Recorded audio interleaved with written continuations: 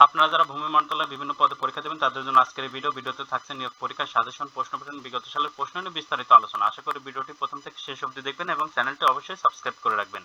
আর এই যাবৎকালে ভূমি মন্ত্রণালয়ের যত পরীক্ষা হয়েছে সব পরীক্ষার প্রশ্নের প্রিভিয়াস প্রশ্নের সমাধান পেতে হলে ভূমি অধিদপ্তর জব রিভিউ এই বইটি পিডিএফ আমাদের কাছ থেকে সংগ্রহ করে নিতে পারেন। পিডিএফ এর মূল্য 40 টাকা। যারা নিতে চান তারা এই নাম্বার হোয়াটসঅ্যাপের মাধ্যমে যোগাযোগ করে পিডিএফটি সংগ্রহ করে নেবেন।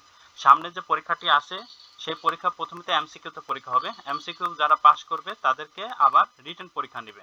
এমসিকিউ পরীক্ষায় এরকম 4টা অপশন দেওয়া থাকবে, একটি অপশন বেছে নিতে হবে। এই পরীক্ষায় যারা পাস করবে, এমসিকিউ পরীক্ষাতে যারা পাস করবে তাদের আবার কিছুদিন পরে রিটেনের জন্য ডাকবে।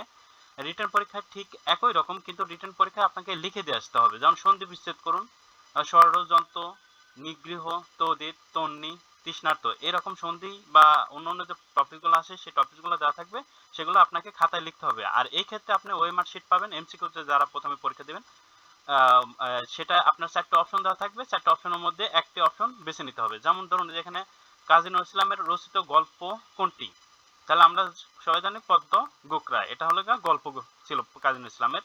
ক নাম্বার উত্তর। এটা ছিল এরকম প্রশ্ন, কিন্তু এইখানে কিন্তু এরকম প্রশ্ন আসবে না, এখানে একটু অন্যরকম আসবে। যেমন কিভাবে আসতে পারে, শুদ্ধ করে লিখুন, মানে বানান শুদ্ধিকরণ থাকতে, এক কথায় প্রকাশ করুন, এক কথায় প্রকাশ থেকে প্রশ্ন আসতে পারে। এটাই হলো পার্থক্য।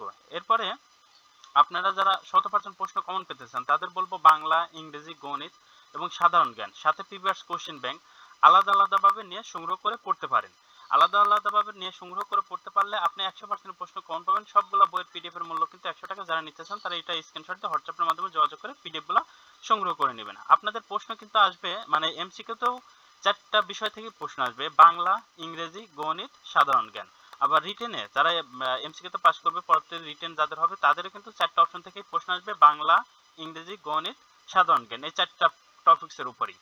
এরপরে আপনাদের তারপরে যদি কোনো প্রশ্ন থাকে অবশ্যই কমেন্ট বক্সে কমেন্ট করে জানাবেন। আপনাদের প্রশ্নের উত্তর দেওয়ার চেষ্টা করবো। আজকের ভিডিও এখানেই শেষ করছি।